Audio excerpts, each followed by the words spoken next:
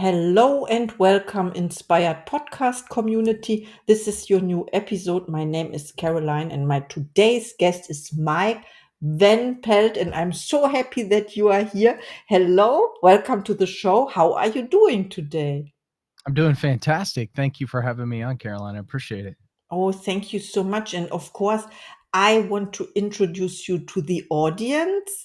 You are an entrepreneur, author, speaker, and men's life coach leader. You are the founder of True Men Life Coaching and host of Mhm. the popular men's podcast, True Men Podcast. What else can we say? What did you share with me? You are amazing. And what inspires you? Yes, you are, of course. You are. And what inspires you every day?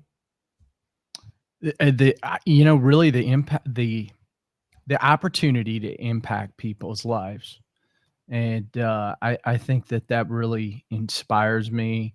I love working with people and seeing that light bulb, them having that light bulb moment where that light bulb comes on, and they start to figure out, hey, I can change here, or I can change this, or I can do this, or I can change my mindset and it can help lead me towards the life that I want. And I love seeing people have that light bulb moment. It really drives me every day.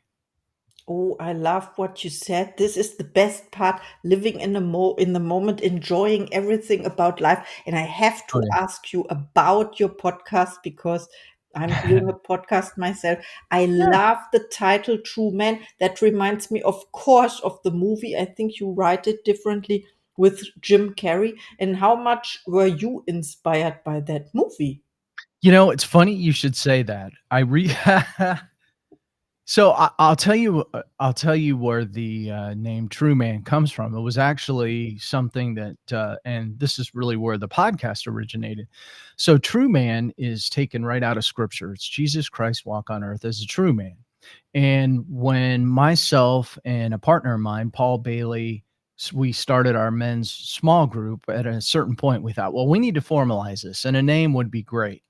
And so we tried to figure out, well, what should we name the book? And I happened to be scrolling through scripture one day, and this whole idea of Jesus Christ walking the earth as a true man was just stuck out of my mind. And I thought, well, we're never going to be able to achieve what he accomplished, but we can certainly use him as the model. And so we actually named our men's small group that. And at a certain point, as I began to grow in the small group kind of communities, we decided to start a podcast, and we named the podcast that, and I just carried it over as a into my men's life coaching business. And so the whole idea of the podcast was really to give men a place to come where they could learn how to be better men, better dads, better fathers. And so we talk about all kinds of different topics that men face. And I have guests on. I'm kind of going through a season right now where I'm doing a bunch of solo episodes, but it allows me to really face men's topics head on and talk about things that guys may not know where to go to get it, or maybe they're not typical topics that they talk about for a wide range of reasons. And so that's what the podcast is all about. We just want to Men don't always know what to do with what they're feeling. In fact, most of us bury our stuff deep inside of us, hoping it never has to come out. And it always comes out, by the way. It typically comes out in the way of our relationships, typically.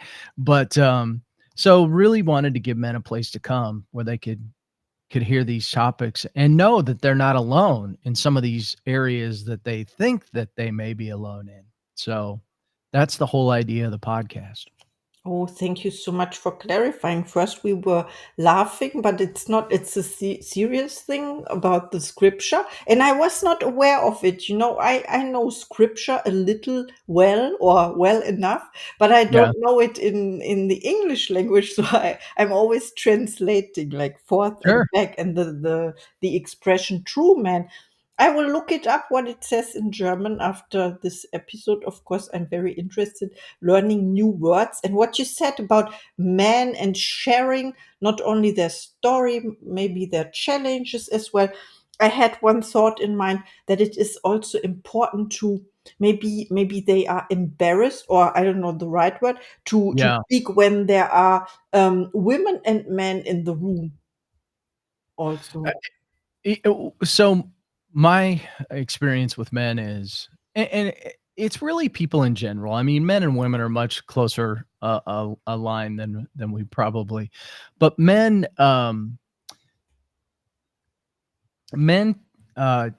tend to, excuse me, men tend to bury their feelings where women tend to talk about their feelings. And so, um, essentially, we just bury this stuff like I was talking about. And when we bury it, it's usually topically something that happened at a very young age. In other words, 7, 8 years old. And I'll give you an example. And this is a tough example because it's not something that guys want to talk about, but it's a prevalent problem. And that is, for example, like pornography.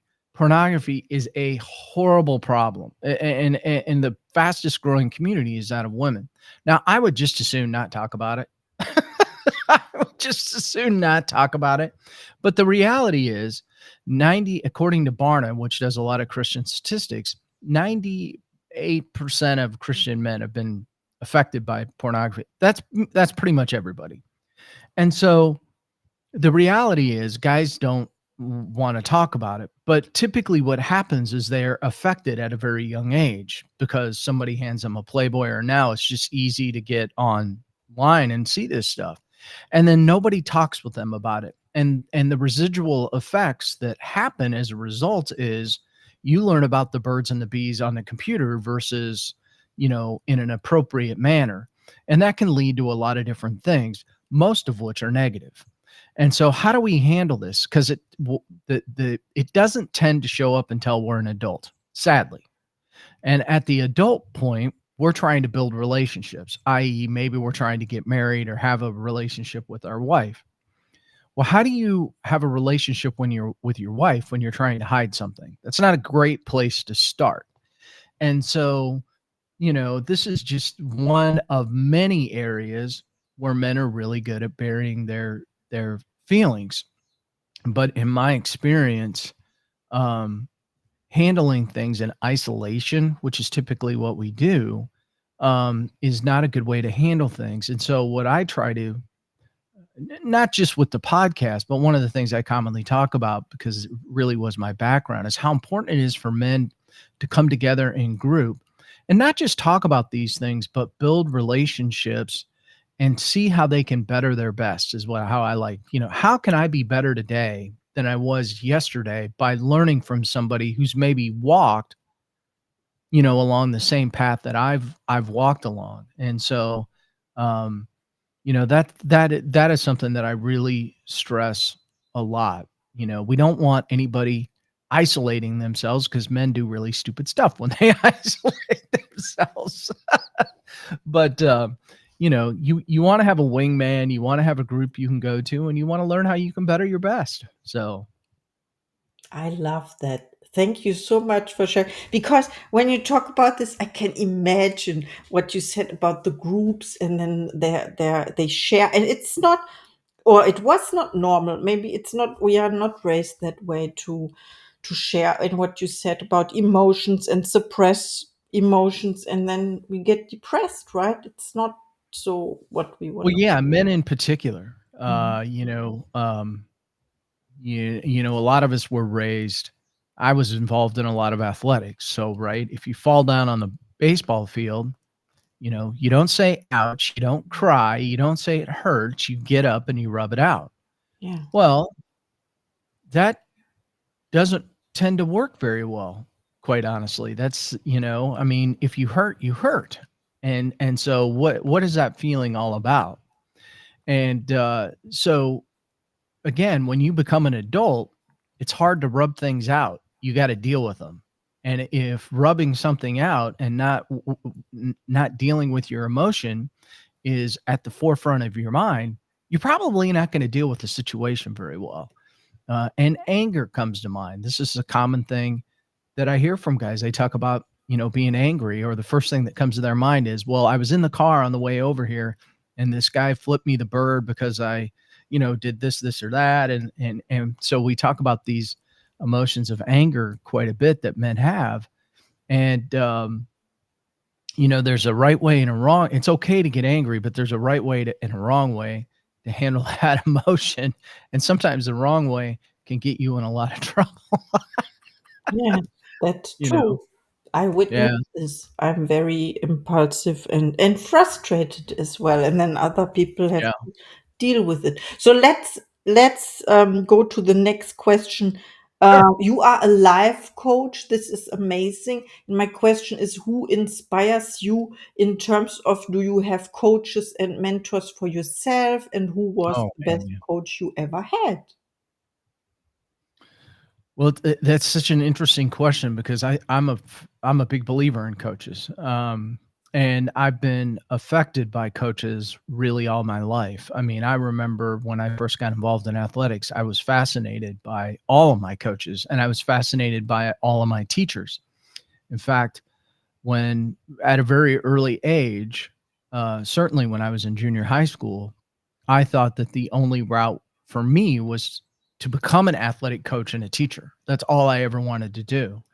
And now, life, sometimes you take the windy path versus the straight path, and I did that. But I've always been inspired by coaches, teachers, and leaders of organizations. So that was kind of the path I ended up taking, was going into business, because I wanted to understand what makes a business leader a great leader. And as a great leader, they're a coach, a teacher, a mentor. They're a wide range of things, really.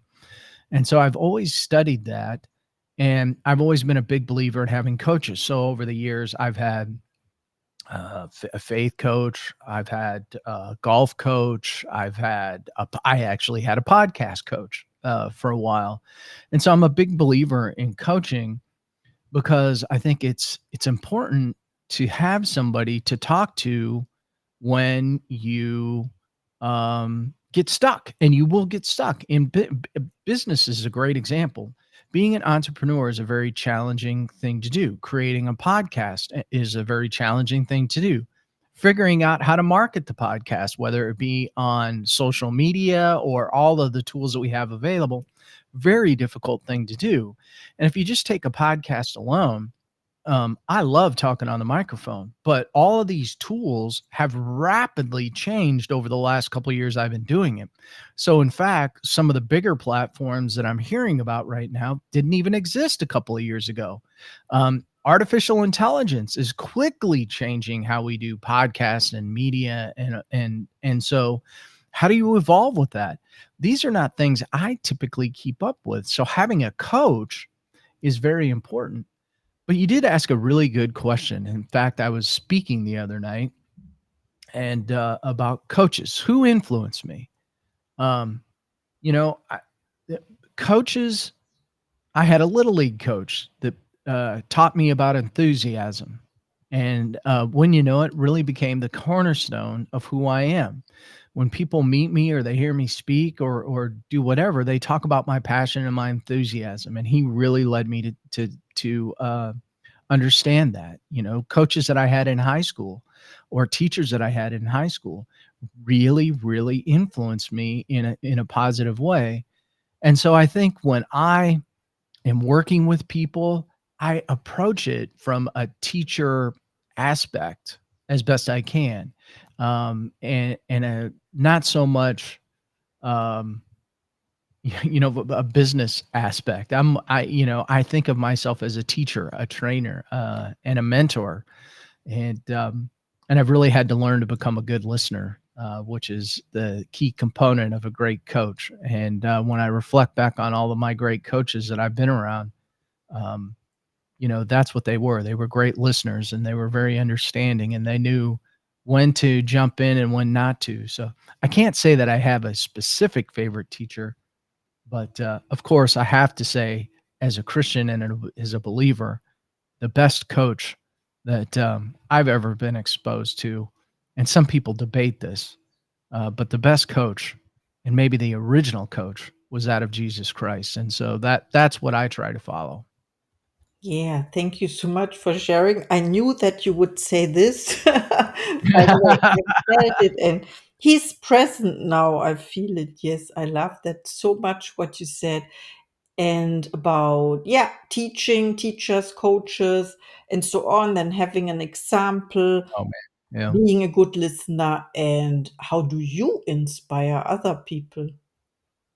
How do I inspire other people? I think the biggest thing that I tried to be with people is just present.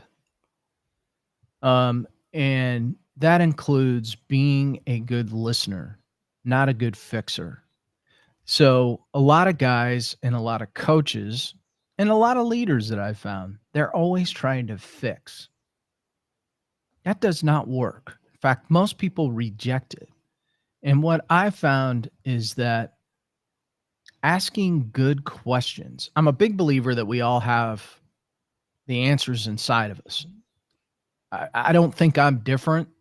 I always had the answers inside of me. I just didn't know how to get them out sometimes.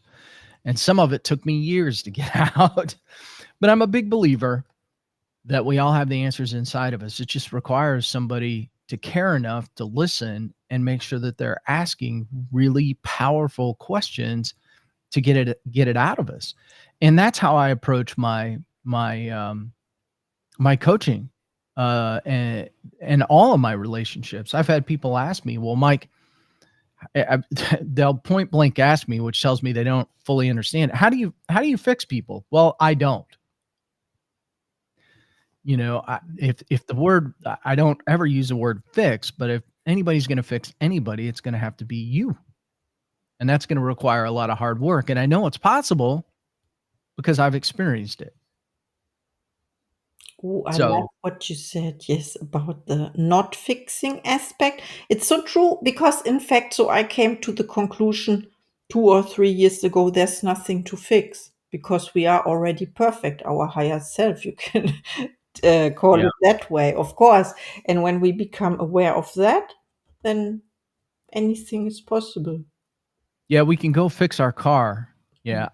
Yeah, the funny thing of it is, more times than not, what we are is wounded or maybe broken as a result of an event or something that happened to us. And then our minds go to that event or we stay in that event because we don't take action on changing our mindset. And when we can stay in a more positive mindset versus a negative mindset, which is harder to do, by the way, for a lot of people, until you train yourself, um, we'll stay in that funk or we'll default to it when times get tough. And that's no place to hang out. And so really you gotta do a lot of work and you gotta look in the mirror and you have to make a decision that, hey, maybe I don't like me right now. I don't like the way I'm reacting to this. I need to change me and I need to change the way I'm reacting to this. And, if you can begin to do that, you will begin to experience more freedom in your life. I think what people fail to understand about these wounds or these past things that happen is they will bind you up. And, you can stay there, but as we all know, that's not really a fun place to hang out. So, I just encourage people, you have a choice. Life, everything in life's a choice. You can hang out in the crap or you can find a way to get out and come to the lighter side of things, and that's a much better place to be. We have the choice, yes, and we can choose every second of our life. Yeah, This is so yeah. good what you said about the mirror. And I was thinking about the true man once again and honesty. To be honest with ourselves, yes, looking in the mirror, facing the emotions. You talked about events in the past that we are Mhm. repeating in our minds over and over again. And we know the brain cannot differentiate between things that are happening now and things that were, Yeah. I don't know, 30 years ago. Mhm. Yeah, well, it's a skill. Mhm. Not everybody's born, with every minute of the day being positive. Now, we all know things are gonna go sideways from time to time, that's just called life. But how you react to those things when things go sideways is the everything, Now, I've been on both sides of this, right? In my young life, even into my adulthood, how would I react? If something went sideways, I got angry, I got upset, I got anxious. Now that affects everybody around you. And then you train them is essentially what you're doing. Well, when something goes sideways, he's going to get angry. And then people start walking on eggshells around you like, "Oh, we don't want him to react, so we got to be careful." And you know, the thing of it is that that's not a great way to live. Now, being authentic and real and vulnerable, those are great ways to live. Now, some people would say, well, that's not very masculine. That is very masculine. That is highly masculine, as a matter of fact. And, those are the things that when I figured them out, my life changed. And I'll never go back to feeling of like I need to fake it, or I need to be somebody that I'm not, or I'm going to wear a mask today and I'm going to pose, all these little terms here that all mean the same thing. Really not a great way for a guy to live. And I know that a lot of the feedback that I get when people meet me or when I speak is they talk about the authenticity and they talk about the realism. And I think to myself, is there any other way to live? Like, I wouldn't want to live any other way. Oh, And so, but a lot of people live there, and, there are a lot of reasons for that. These crazy mobile phones that I'm holding up, social media, most of the stuff that people are seeing is fake. yes. I hate to break it to you. This is breaking news here. It's fake. If somebody takes a picture in front of a jet airplane or $100,000 car, the chances of them owning that car are probably not real. They're just some quote unquote influencer. I don't even know what that is anymore online that is not being real. Or if people show up in a certain way on social media all the time, I mean, is that really who they are? How do you really know? And I think it's giving people a very skewed view of what's really going on in the real world. And that's a shame. And I'm I find myself talking a lot about discernment. How do we discern? How do we really have the ability to stop and think? And in a world that is just going so fast, fast, fast, fast, and we demand it. I want fast internet. I want fast food. I want a fast Jesus. I want a fast answer. When you're in speed, you can't slow down to think. And, so wisdom and discernment come from slowing down in the quietness. And last year, this time, we were just coming back from Ireland. And one of the things that captured my attention about being in Ireland was their quote unquote interstate system where you would come up to a roundabout. They would tell you the way they said slow down was not slow down. They would say, you're coming up onto a calming zone. And I was like, "Oh, man, that is awesome. Calm zone, the calming zone." And I took that and I remember writing about it after I got back because we in our culture, in our society, really have a hard time allowing ourselves to slip into this calm zone where we slow everything down to think about what's going on around us. We just get caught up in the speed trap of everything. And it's crazy. It's hard to be real and authentic when you're trying to keep up with the guy down the street all the time. In fact, it's exhausting. It is Knock it pretending off. Don't do someone it. we are not. No, that's so true. And authenticity is important. And what you said about slowing down into calmness, stillness, so important, contemplate. praying, you would say, not Yeah, meditate. Meditate, it's the same thing. Yes, of course. 100%. Yeah. Yeah, so amazing. Okay, let me ask about your goals. Do you set goals for yourself or intentions? And what is one of those goals for 2024?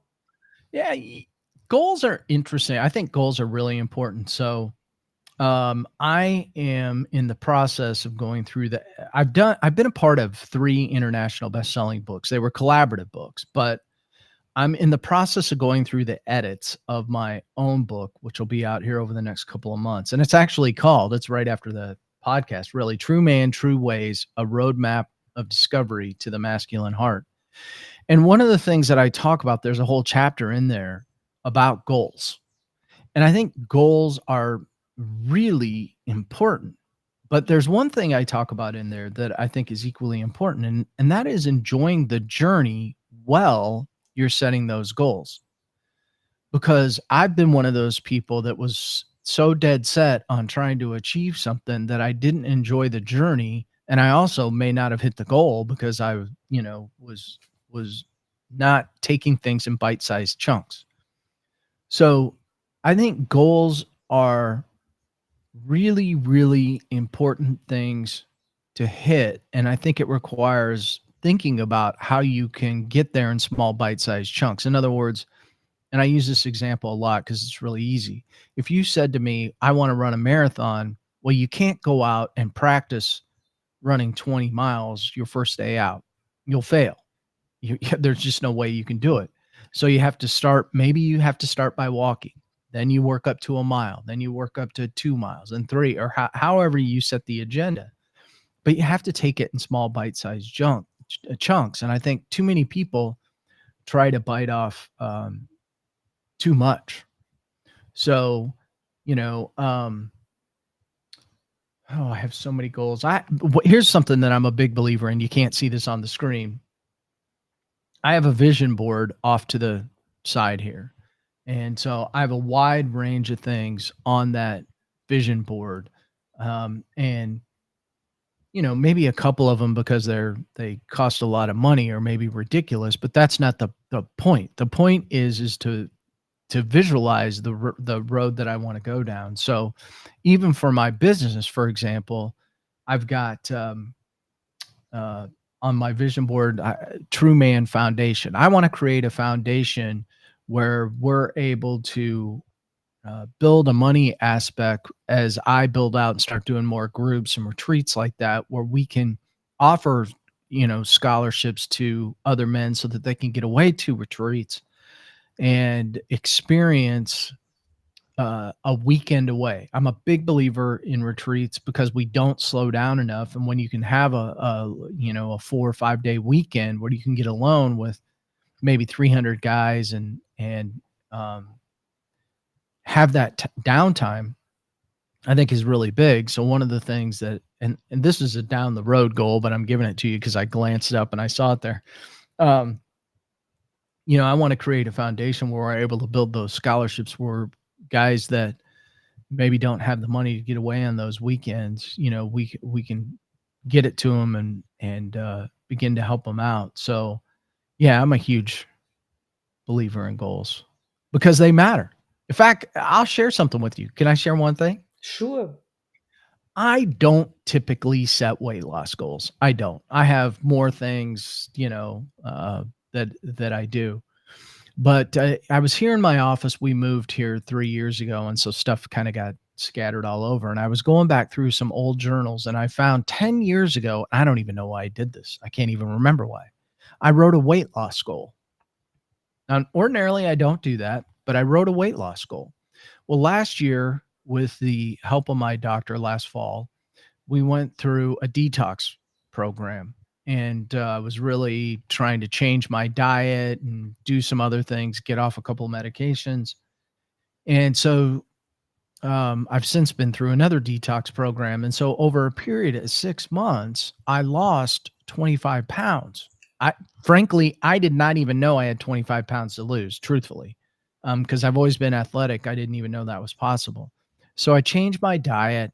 Um, I happened to be going through the closet And what I found was I pulled out these goals, and the exact weight that I'd gotten down to was on that sheet of paper. Actually, I'd exceeded it.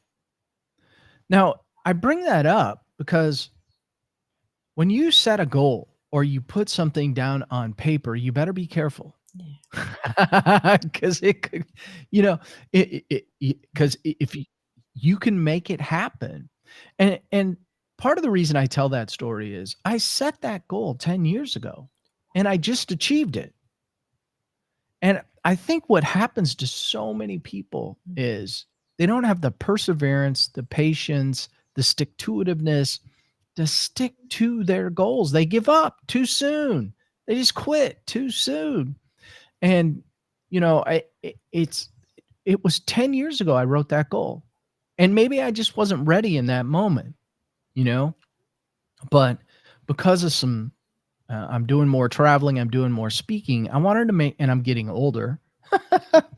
And so I wanted to make sure that I had my energy level was where it needed to be. And the only conclusion I could draw was I needed to change my diet because I exercise regularly anyway. I needed to change my diet and I needed to lose some weight and maybe that energy would come back.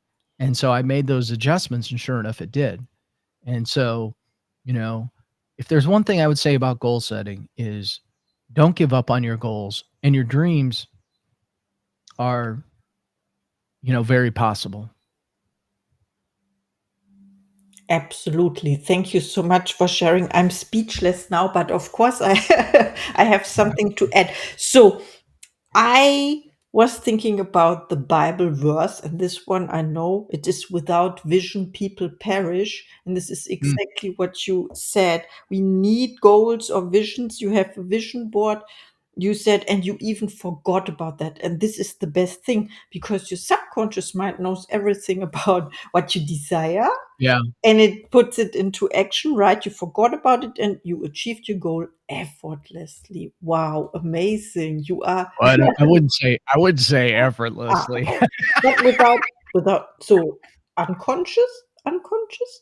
Well, yeah, and this is really important because Mhm. there are negative things that happen in our unconscious and there are positive things that happen in our unconscious.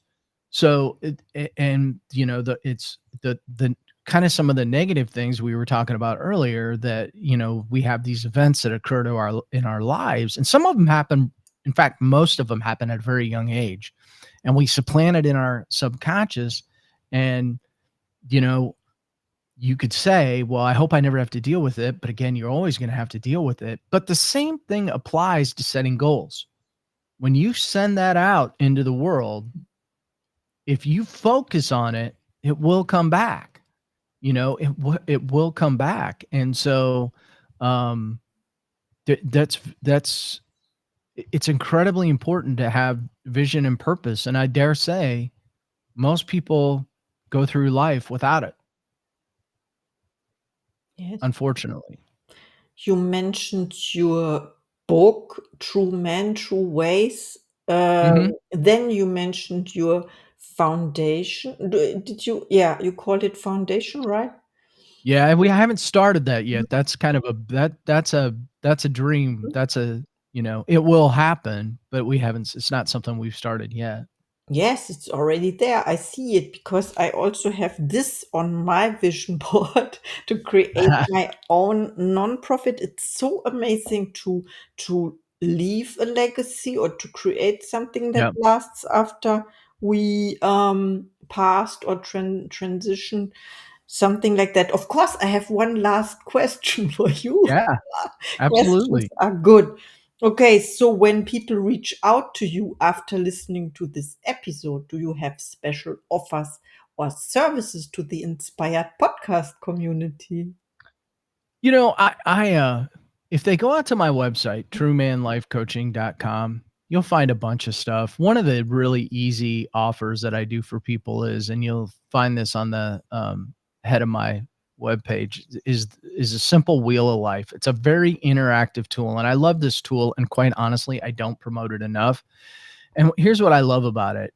It's very interactive, and honestly, you can go in, you can sign in, and you can do a wheel of life and look at all the areas of your life. And for most of us, we have an area where there's a deficit. And so, what do you want to do about that deficit? Is that in your faith life? Is it, are you not setting goals? Are your relationships off? Relationships are a huge challenge for men. And most of us were never taught how to have good relationships. So who do I go to talk to about that? And so the Wheel of Life, it's free, it's interactive, it's on my website. And I always say to people, hey, if you're looking for, we're going to be doing more with groups in the future.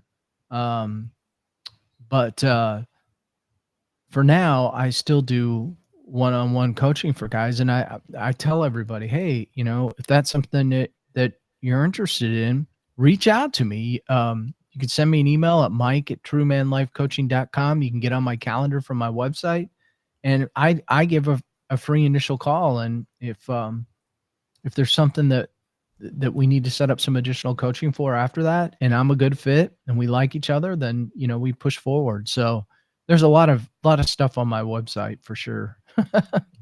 Oh, thank you so much. This is generous about the session with you Yeah.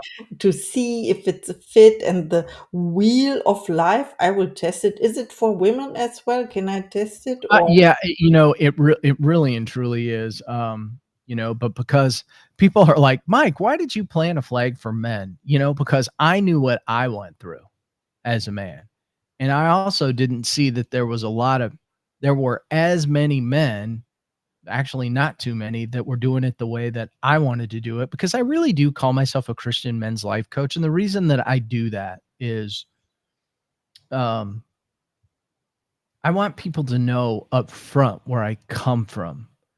It's not about me quoting scripture, it's about me walking in the light.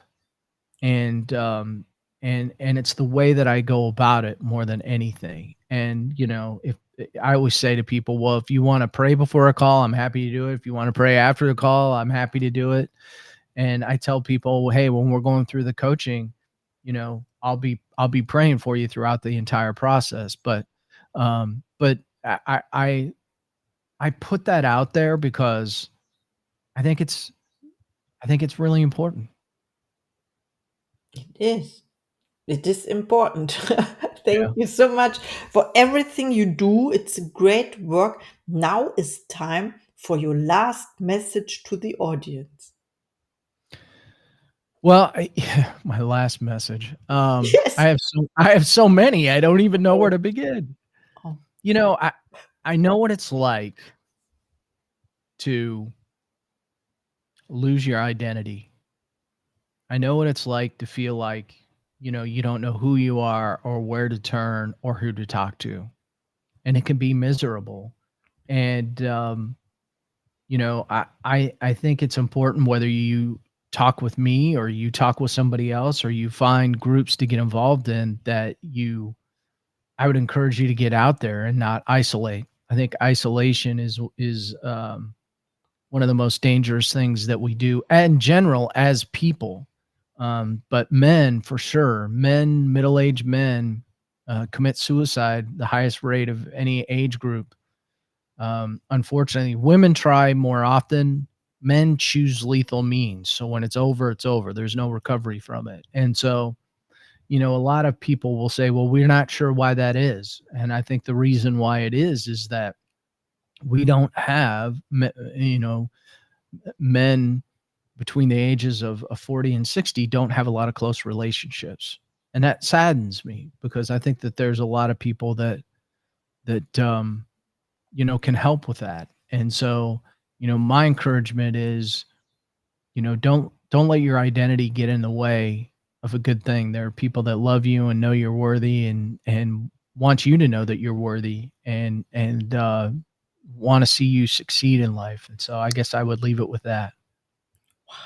this was amazing. Thank you. Thank you. Reach out to Mike. I said it before. He's amazing. I will put the link in the show notes, of course. Yes. And thank you for our interview. You bet. Thank you, Caroline. I appreciate it. Enjoyed talking with you. Oh my goodness, and I see you in the next episode.